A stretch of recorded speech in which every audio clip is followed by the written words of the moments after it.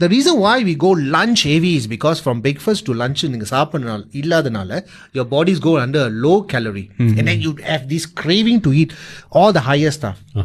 You have a very stressful day at work in the morning when you go. You got deadlines and all that. Breakfast நல்லா சாப்பிட்டுட்டீங்க, ஒரு peon சாப்பிட்டுட்டீங்க, ஒரு coffee குடிச்சிட்டீங்க, right? But lunch வந்து வர்றதுக்கு 3 hour இருக்கு, but you are very stressed. Stress பண்ணிட்டு lunch போறீங்க, yong tau foo வைக்கிறேன், mee goreng வைக்கிறேன். Stressful day. What will you go for? Mee goreng because it satisfies me better. தப்பு, அவன் ரெண்டத்தையும் அடிப்பான். two meals a day. Okay, podcast நல்லா கிளியரா சொல்றாரு.